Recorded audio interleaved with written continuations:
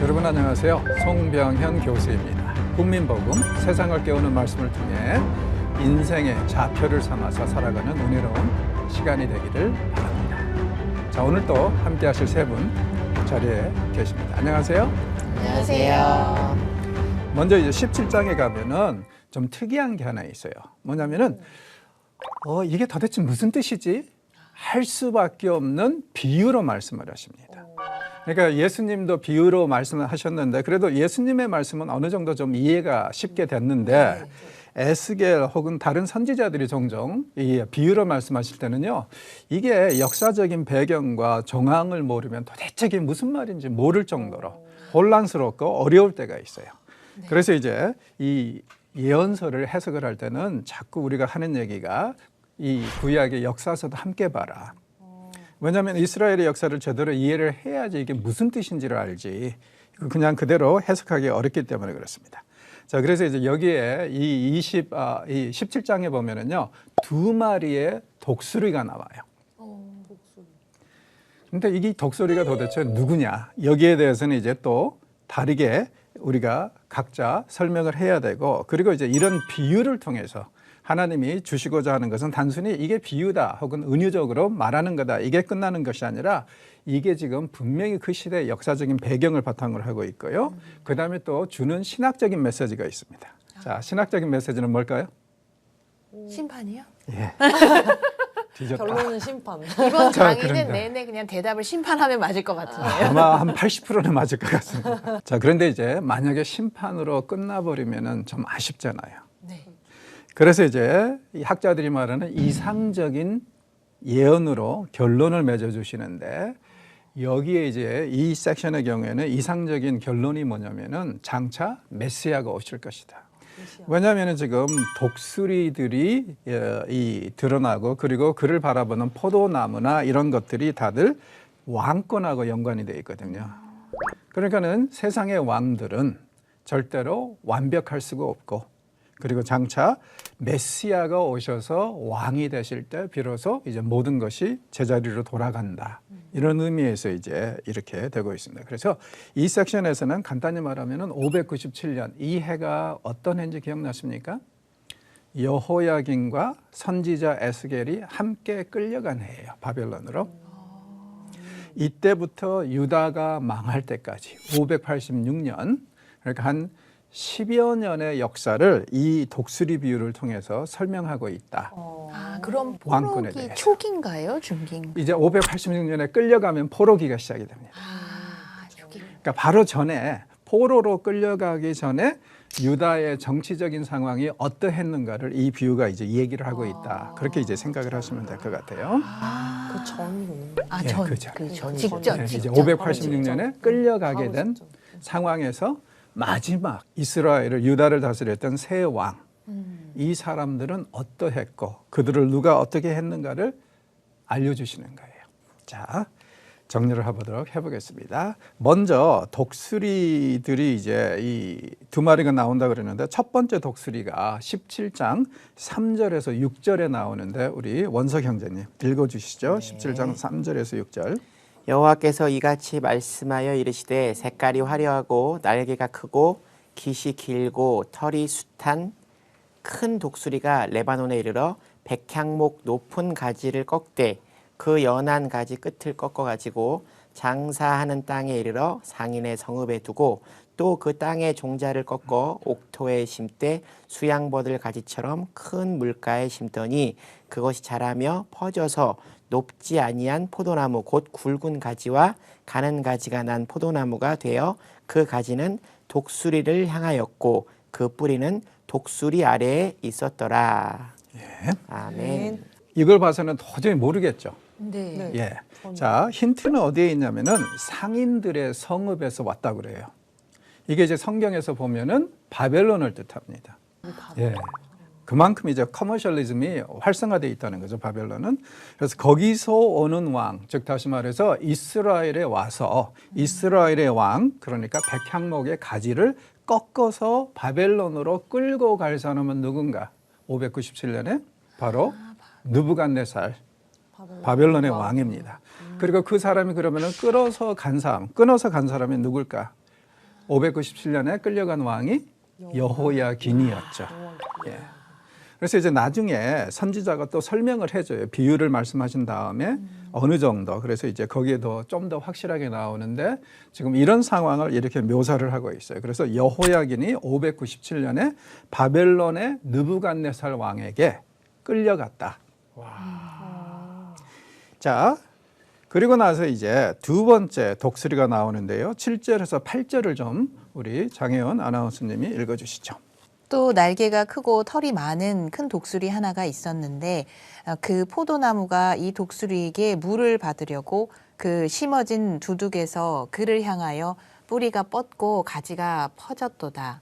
그 포도나무를 큰 물가 옥토에 심은 것은 가지를 내고 열매를 맺어서 아름다운 포도나무를 이루게 하려 하였습니다. 아멘. 자, 예, 이 두 번째 독수리는 이집트의 바로 혹은 왕 삼메티쿠스라는 사람인데 이 사람이 요시아가 죽었을 때 이집트로 끌고 간 왕이 하나 있습니다. 여호아스라고. 그 사람을 염두에 두고 하는 얘기예요. 그리고 이제 이 일이 있은 다음에 이런 일들이 있은 다음에 지금 이 이스라엘의 왕은 누구냐? 유다의 마지막 왕이 누구였는지 기억나십니까?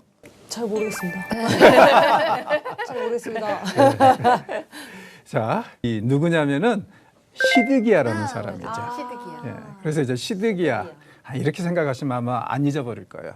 유다의 마지막 왕 한 10년을 통치를 했는데 이 사람이 정치적인 안목이나 어떤 이제 행정력에서 굉장히 좀 시들시들했어요. 그래서 이제 시드기야입니다. 시들시들해서 예. 시드기야. 그러니까 이 이스라엘의 비극의 역사는 609년으로 돌아가는데 요시아가 죽은 다음에 여호아스라는 그 왕이 아버지를 대신해서 왕이 됐어요. 그런데 이제 그 이집트 사람들이 와가지고 그를 이집트로 끌고 가면서 3개월 후에 그리고 그 자리에 이제 여호야 김을 앉혔죠. 그래서 여호야 김을 앉혀놨는데 문제가 뭐냐면은 여호야 김이 나중에 바벨론에게 쿠데타를 일으킵니다. 어떤 상황이냐면 이집트가 그를 왕으로 세웠는데 문제가 이제 바벨론의 속국이 됐어요. 강대국 사이에서. 그래서 어떻게 보면 여호야김 같은 경우에는 자기를 왕으로 만들어준 이집트 사람에게 충성해야 된다는 그런 생각이 있었는지 모르겠어요. 그래서 이제 598년에 반역을 일으켰는데 문제가 뭐냐면은 바벨론이 어떤 나라예요? 순식간에 그냥 제압이 돼버리고 그리고 598년에 12월 달에 여호야김은 뭐냐면은 여호야긴의 아버지입니다. 예. 그래서 이제 이 두 분의 관계를 이런 식으로 이제 생각을 해보십시오. 네. 김밥이 길다. 김이 먼저고 김밥이 그 다음에 긴. 완전히 입력됐습니다. 여호야김. 예. 그래서 이제 여호야긴이 그 대를 이어서 왕이 됐는데 3개월 만에 또 바벨론이 끌고 가요, 이 사람은. 그러니까 이제 역사가 굉장히 슬프죠. 왜 우리가 어떤 때는 609년을 이스라엘이 바벨론 이 포로 생활을 시작하는 해로 보냐면은 이때 자치권을 잃어버렸거든요. 요시아가 죽음으로 인해서 먼저 이집트가 왕을 세우고 네. 그리고 나서 좀 있다가 바벨론이 또 왕을 세우고 이런 상황이 돼버렸어요. 자, 그래서 어찌됐든 간에 여호야김이 598년 12월 달에 의문사를 당합니다. 이제 대부분 사람들은 어떻게 생각하냐면은 아마 분명히 친바벨론 정치인들이 음모를 해서 바벨론 사람들 지금 포위하고 있는 상태에서 그 사람들을 달래기 위해서 여호야김을 죽인 것 같다. 그렇게 이제 추측을 해요, 학자들은.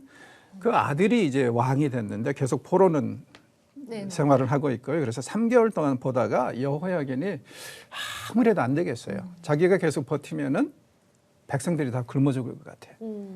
그래서 이제 자기가 항복하고 끌려갑니다. 그리고 그 자리에 이제 시드기야, 그의 삼촌이죠. 그 이 작은 아버지라고 그러나요? 그 사람이 이제 왕이 돼요. 그러니까 이제 이스라엘의 왕권도 아주 굉장히 비정상적으로 가면서 끝나버렸다고 하고 성경이 종종 여호야긴을 마지막 왕이라고 하는 이유는 뭐냐면은 왕권이라는 게 원래 대를 거듭하면서 내려가야 되잖아요. 네. 그렇죠. 근데 시드기야 경우에는 한 세대 거슬러 올라갔잖아요. 삼촌. 예. 있을 수 없는 일이네요. 예. 그래서 이제 여호야긴을 그런 면에서 마지막 왕이라고 하기도 하고 네. 더 나아가서 여호야긴은 굉장히 심성이 착했던 것 같아요. 그래서 자기가 이런 것들을 포기하고 끌려갔지 않습니까? 그렇죠. 그래서 이제 그 사람을 특히 포로민들, 이제 바벨론에 사실 포로민들이 3번, 4번 끌려갑니다. 605년에 다니엘과 세 친구 이들이 한번 끌려가고요. 네. 그 다음에 이제 597년에 여호야긴과 에스겔. 그리고 이제 586년에 완전히 이제 나라가 망해가지고 많이 끌려가고요. 그리고 마지막으로 이제 또 이 사람들이 반역을 해가지고 예레미야가 이제 이 일로 인해서 이집트로 끌려가게 되는데 그때쯤 582년쯤에 또 소수가 끌려가는 이야기예요. 그래서 이제 4번 끌려가게 네, 되는데 나눠서 예. 성경에는 끌려갔다고 하면서 숫자를 주는 것은 마지막 3개입니다. 첫 번째 605년 다니엘과 세 친구들이 함께 끌려갔을 때는 얼마나 끌려갔는지 얘기를 안 해요. 그래서 이 3번을 보면은 이제 좀 인상적인 게 뭐냐면은 597년에 끌려간 사람들이 네. 586년에 끌려간 사람들보다 숫자가 더 많아요. 사실은 나라가 586년에 망했는데 왜 그럴까요? 왜? 자, 여러분이 바벨론 사람들이라면은 아무나 끌고 가겠어요? 아, 그렇죠. 머리 좋고 능력 있는 사람들. 그렇죠. 그러니까 이제 597년에 1차로 대부분 귀족들, 뭐 장인들, 뭐 이런 사람들은 다 끌고 가버렸어요. 그러니까 요즘 말로 학자들, 기술자들, 뭐 IT 기술자, 뭐 이런 사람들 다 먼저 데리고 간 거네요. 그리고 이제 586년에는 그런 사람들이 거의 없었고 별로 많이 없었고 게다가 586년에 망할 때는 예루살렘 성이 한 1년 반 동안 포위된 상태에서 이 안에서 아사가 나옵니다. 굶어 죽는 사람들이 나오고 얼마나 상황이 처절했으면은 자식의 죽은 시체를 먹고 안에서 그러다가 이제 시드기야가 드디어 도저히 안 되겠다 싶어가지고 어떻게 했는지 기억나십니까? 아예 도망가 버렸죠. 야밤도주. 그러니까 사실 보면은 병들어 죽고 칼에 맞아 죽고 그 다음에 뭐 원래 그 장인들도 없고 그러니까 추려봤자 어때요? 데리고 갈 사람들이 별로 없었다는 거예요. 그러니까 그 시대가 얼마나 처절했는지 우리가 이제 좀 상상을 할 수 있을 것 같습니다. 이런 시대를 지금 이들이 살아가고 있어요. 그래서 정말 안타까운데 이 더 커다란 문제는 뭐냐면은 마지막 왕인 시드기야는 한 10년 동안 이제 이 지속이 되었는데 그의 왕권이 여호야김 같은 경우에는 자기를 왕으로 삼아준 이집트를 잊지 못해서 바벨론에게 반역을 했단 말이에요. 네. 근데 시드기야 같은 경우는 그 사람을 왕으로 세운 자들이 누구냐면 바벨론 사람들이에요. 네. 근데 바벨론 사람들한테 반역을 합니다. 왜? 어머나. 왜요? 그 예루살렘에 이때 정치 세력이 양쪽에 우리 뭐 조선시대에 뭐 두 파가 있었다고 하고 그러잖아요. 아주 친 바벨론파하고 친 이집트파. 이게 약소 국가들의 한계예요. 아, 거기서 그럼 계속 휘둘리면서 왔다 갔다 예, 이렇게. 지금 가나안 지역은 한마디로 말해서 북동쪽에 있는 위대한 세력 바벨론. 그다음에 남서쪽에 있는 이집트의 그 위대한 세력 사이에 끼어가지고 이놈이 세게 나오면은 이쪽으로 쏠리고 이놈이 세게 나오면은 이쪽으로 쏠리고 이게 참 안타까운 상황인데 어쩔 수 없어요. 약소국가는. 그렇죠. 약한데. 그러니까 이제 이런 상황을 보면은 오늘날 우리 한국이 얼마나 지혜로워야 되는가 좀 상상할 수 있어요. 왜냐하면 우리는 주변에 강대국들이 맞아요. 아주 완전히 있잖아요. 그런데 여러분 절대로 어느 나라든 자기 중심으로 생각하지 우리 한국을 염려해주고 한국 중심으로 생각 안 해요. 맞아요. 우리만 착각하고 예. 있는 거죠. 그러니까 우리는 이 사이에서 줄다리기를 잘해야 돼요. 이게 참 이 어려운 문제지만은 그게 이제 정치인들이 해야 될 몫이고. 그래서 이제 나라의 생존하고 이렇게 이제 연결이 되어 있는 그런 상황을 우리가 이제 이 이스라엘의 상황에서 볼 수 있는 것 같아요.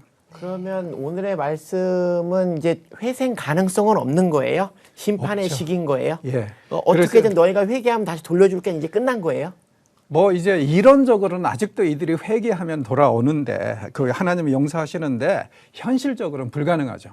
이미 건널 수 없는 다리를 그렇죠. 건너잖아요. 돌아올 수 없는 루비콘 강을 건너버렸기 때문에 이제는 못 돌아와요. 그러니까는 우리가 평상시에 왜 계속 죄를 짓지 않으려고 경건의 연습을 해야 되냐면은 우리는 가끔 착각하거든요. 죄 짓다가 회개하면 되지. 아 맞아요. 많이 나갔다가 세상으로 갔다가 돌아오면 돌아오면 되지. 되지. 못 돌아와요. 아, 이론적으로는 돌아올 수 있어요. 맞아요. 맞아요. 근데 현실적으로는 어때요? 너무 멀리 가버리면은 못 가. 돌아올 생각을 안 합니다. 아, 거기가 좋으니까. 그리고 또 돌아오려고 하면은 너무 멀리 와버렸으면은 이제 뭐 이렇게 살지. 지금까지 교수님께서 주셨던 말씀과 너무 달라서 계속 돌아와라, 회개해라. 그러니까 이 말씀도 이론적으로는 돌아오라는 얘기죠. 왜냐하면 경고 자체가 네. 제발 이런 일이 없도록 네. 돌아오라는 얘기니까. 그렇죠? 그런데 돌아오지 않습니다. 그러니까 회개하면 언제든지 용서는 해주시지만 책임은 져야 되는 거죠. 그렇죠. 그쵸. 책임도 져야죠. 그래서 이제 선지자들이 계속 가만히 보면은 이스라엘의 리더십을 계속 비난을 합니다. 그 사회적인 지도자들, 종교적인 지도자들, 제사장들이나 선지자들 왜 그럴까요? 사실 따라가는 백성들은 뭘 모르잖아요. 그렇죠. 그리고 지도자들이 하는 대로 그냥 가는 거죠. 그래서 이제 책임 추궁을 그렇게 선지자들은 지도자들에게 많이 해요. 왕들에게도 하고. 그런데 문제는 뭐냐면은 책임 전가는 모든 백성에게. 지도자들만 끌려가는 게 아니라 백성들로 끌려가고 지도자들만 죽는 게 아니라 백성들도 죽는다는 거예요. 그러니까 좀 안타깝죠. 네. 다만 우리가 바라는 것은 하나님이 지도자들을 좀 더 세게 때리시라는 거예요. 그래서 사실은 성경이 그렇게 얘기를 하죠. 네. 그래서 이제 뭐 이 야고보 사도도 뭐라 그래요? 함부로 선생 되려고 하지 말라고 그러잖아요. 맞아. 왜냐하면 하나님이 선생을 이 판단하는 기준이 보통 사람들을 판단하는 기준보다 훨씬 더 세다는 얘기 아니겠어요? 예, 그래서 기대가 큰 만큼 벌도 세죠. 당연하죠. 그러니까 저 같은 사람들은 더 조심해야 돼요. 네. 더 하나님을 잘 섬기고 사랑해야지. 그 이 만약에 똑같은 잣대로 하신다면은 그 일반 보통 성도들이 불만을 많이 토할 수밖에 없죠. 그죠? 자기네들은 따라서 했으니까. 그죠? 아, 무섭네요. 그래 뭐 이 무섭다기보다 그냥 죄 안 짓고 살면 되죠. 뭐. 아니 너무 어렵고 무서운 내용 전해주시고 끝에는 너무 그냥 무서워요. 살면 되죠. 죄 안 짓고 너무 살면. 무서워요. 그리고 막 그런 생각도 드는 거예요. 리더들에게 막 불만이 있었지만 사실 그 리더들의 생각조차 하나님께서 움직이셨으니 바벨론의 손에 넘기려고 뭐 그런 생각도 듭니다. 예. 그러니까는 이 결국에는 이 리더십에 대해서 아주 굉장히 강력하게 말씀하시면서 이 특별히 마지막 왕은 분명히 바벨론이 세웠는데 이 인간이 누구를 삼메티크스로 바라본다고 그랬죠. 그래서 이집트 왕을 바라보고 있어요. 그러면서 이제 하나님이 하시는 말씀이 잘 되겠느냐 이거예요. 이렇게 배신을 때렸는데. 그럼요. 그래서 이제 비유를 보니까 뭐라고 나오냐면은 마치 이 시드기야 마지막 왕은 뿌리가 뽑힌 포도나무와 같고 그가 이제 이집트를 바라보다가 그리고 동풍이 와서 말려버릴 거라고 그래요. 자, 동풍 바벨론에서 오는 바람이 동풍이겠죠. 또한 가나안 지역을 보시면은 서풍은 좋은 거예요. 지중해에서 오니까 습기가 있잖아요. 근데 동풍은 정말 풀 한 포기가 귀한 사막 바람이거든요. 그래서 이걸 이제 시로코라고 하는데 시로코가 한번 불면은 72시간에 뿌리가 지금 박혀 있는 풀들도 다 누렇게 떠버립니다. 와. 너무 건조해가지고 어느 뜨겁고. 정도 예. 그러니까 상상이 안 가시죠. 예. 그만큼 뜨겁고 건조해요. 그런 동풍이 와서 말려버릴 거다. 그러니까 이건 굉장히 그 시대를 알고 그 정황을 알면은 엄청나게 충격적인 그런 그림을 그려주는 거예요.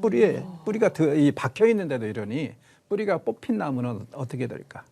그죠? 훨씬 더. 그래서 이제 이 확실하게 설명을 이제 그 부분에 대해서 해주시는데 11절에서 21절은 이 비유, 환상 그것을 이제 말씀을 하십니다. 그래서 이렇게 될 것이다. 자, 그리고 나서 이제 그걸로 끝이 아니라 그랬죠. 22절에서 24절은 소망을 줘요. 오, 소망. 갑자기요? 예. 갑자기. 지금까지? 아니 심판 다 끝났다 하고 그대로 끝나는 게 아니라 소망을 주시는데 지금 22절에서 24절을 우리 찬송 자매님이 좀 읽어주시죠. 주 여호와께서 이같이 말씀하시되 내가 백향목 꼭대기에서 높은 가지를 꺾어다가 심으리라. 내가 그 높은 새 가지 끝에서 연한 가지를 꺾어 높고 우뚝 솟은 산에 심되 이스라엘 높은 산에 심으리니 그 가지가 무성하고 열매를 맺어서 아름다운 백향목이 될 것이요 각종 새가 그 아래에 깃들이며 그 가지 그늘에 살리라. 들의 모든 나무가 나 여호와는 높은 나무를 낮추고 낮은 나무를 높이며 푸른 나무를 말리고 마른 나무를 무성하게 하는 줄 알리라. 나 여호와는 말하고 이루느니라 하라. 아멘. 자, 백향목의 꼭대기에서 꺾은 가지. 지금 이스라엘의 왕을 계속 상징하고 있어요. 그래서 하나는 바벨론 왕이 끌고 갔고 하나는 이집트 왕이 끌고 갔고 그런 상황이고 그리고 시드기야는 이 이집트 왕을 바라보고 있고 두 번째 독수리를요. 그런 상황에서 이제 심판이 이루어진 다음에 하나님이 하시는 말씀이 새로운 백향목 꼭대기 순한 연을 가져다가 심으시겠다고 그러는데 우뚝 심으시겠다는 게 벌써 좋은 말이죠. 그리고 이스라엘의 높은 산 어딜까요? 시온산. 사실 이스라엘에서 절대 시온산은 높지 않습니다. 아, 그래요? 예, 왜냐하면은 그 예루살렘 자체가 한 700~800m 고지에 있거든요. 그리고 이제 시온산은 거기에 이 안에 있는 언덕이에요. 높지는 않아요. 그리고 북쪽으로 올라가면 훨씬 더 높은 산들이 많죠. 자, 그런데 성경은 계속 시온산을 가장 높은 산처럼 그렇게 비유로 말할 때가 많아요. 왜 그럴까요? 하나님이 임재하시는 이곳이 바로 성전이 있는 곳입니다. 하나님이 계시는 것. 그래서 거기 높. 그래서 이제 이사야서 2장에도 보면은 시온산이 우뚝 솟을 것이고 온 열방이 이 시온산으로 몰려들 거라고 말씀하시기도 하고 왜냐하면은 그곳에 하나님의 성전이 있고 하나님이 계시기 때문에 상징적으로 시온산이 가장 높은 산이 되는 거예요. 그래서 이제 이 시온산에 세워진다는 것은 분명히 이건 뭘 뜻합니까? 하나님이 인정하시는 자. 그렇죠? 자, 그래서 이렇게 열매를 맺고 하는데 이게 누굴까? 모든 짐승들과 새들이 그 이 나무 아래서 누리게 하는. 예수님이. 그렇죠. 네. 다윗 계열의 새로운 왕이 오시는데 그분은 가만히 보니까 이렇게 아주 굉장히 이상적인. 아, 백향목 꼭끝 가지가 다 왕권을 상징했으니까 그렇죠, 이제 진짜 왕으로 인정된 예수님이 마지막에 흠없는 새순 새 가지. 자, 그래서 이제 그동안에 바벨론 왕도 이집트 왕도 얘기했지만 특히 이스라엘의 왕들, 흠이 많은 왕들 얘기했잖아요. 네. 원래 이 사람들이 하나님을 대신해서 이스라엘을 잘 다스려야 되는데 그렇게 못하고 있단 말이에요. 그래서 이제 다들 심판을 받아서 끌려간다고 하셨는데 그러나 그게 끝이 아니고 뭐예요? 정말 완벽한 왕이 언젠가는 오실 것이다. 메시아. 예, 메시아로. 예, 그렇게 이제 말씀을 하고 있습니다. 자, 좀 비유가 어렵다 보니까 시간이 좀 많이 걸린 것 같은데, 자, 혹시 뭐 하시고 싶은 말씀이나 질문 있으세요? 정말 어렵네요. 어렵죠. 예. 오늘은 좀 많이 어려웠던 것 같은데. 다행히 감사한 게 이렇게 흔하지는 않습니다. 다행이네요. 예, 흔하지는 않고 그냥 비유로. 그래서 이제 사실은 이런 비유 같은 경우에는 예언자들이 제시하는 비유들 중에서도 굉장히 어려운 거예요. 근데 이렇게 특별히 어렵게 쓰신 이유가 있었을까요? 뭔가 의도가 있지 않았을까요? 뭐 너무 쉽게 다 이해하면은 우리가 뭐 이렇게 굳이 성경을 보고 묵상하고 배울 필요가 없지 않을까요? 그리고 역사적인 배경도. 하라는 말씀이네요. 그리고 이제 하나님의 계획은 뜻은 굉장히 신비로운 면모가 있기 때문에 그래서 이제 저 같은 경우도 평생 성경을 연구하고 하지만은 항상 하는 얘기가 아직까지도 아는 것보다 모르는 게 더 많다. 하나님 말씀은 신비로워요. 근데 이제 오늘 말씀 쭉 들으면서 그런 생각이 들었어요. 누가 제 주변에 어떤 분이 그러시더라고요. 미래에 대한 걱정을 너무 하지 말아라. 세상 모든 것들은 다 좋아지게 되어 있다. 현재 걱정을 너무 하지 말아라. 뭐 그런 얘기를 들은 적이 있거든요.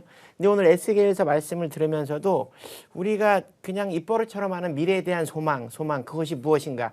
인간의 잣대를 보는 시간이 아닌 하나님이 보시는 그 시간 안에서 미래에 대한 소망이라는 게 무엇인지를 깨닫게 되는 시간이었어요. 그렇죠. 네. 그러니까 이 세상의 모든 이 일들은 언젠가는 다 끝날 거예요. 그리고 메시아가 오시면은 이 세상의 모든 부조리와 잘못된 것들과 이런 것들을 바로 잡으실 것이고, 그리고 하나님이 이 메시아를 분명히 보내시겠다는 그 약속을 주심으로 우리가 이제 종종 그런 말을 하잖아요. 크리스천들은 미래를 먹고 사는 자들이다. 왜냐하면은 이 땅에서 이 모든 것이 다라면은 너무 슬픈 세상 아닙니까? 네. 너무 억울한 세상 아니에요? 네. 그죠? 그런데 미래가 있으니까 그 미래의 모든 것이 다 제 자리를 찾아갈 것이고 샘을 받을 거니까, 그러니까 이제 우리에게는 소망이 있다는 거죠. 아멘. 진짜 결론이 그냥 예수 안에 소망이 있네 이거네요. 예수님만이 유일하게 우리의 왕이시다. 아멘. 그죠? 인간 왕들은 다 흠이 있고 한계가 있고 있다 없어지는데 오직 영원하신 메시아만이 우리의 참 왕이시다. 아멘. 그리고 그분은 분명히 이 크리스마스 때도 다윗의 후손으로 오실 겁니다. 오늘은 이제 굉장히 어려운 부분을 지나갔어요. 다음 주에는 우리가 함께 하나님의 심판하실 때 어떤 마음으로 심판하시는지 좀 헤아려 보는 시간이 되도록 하겠습니다. 수고하셨습니다. 감사합니다.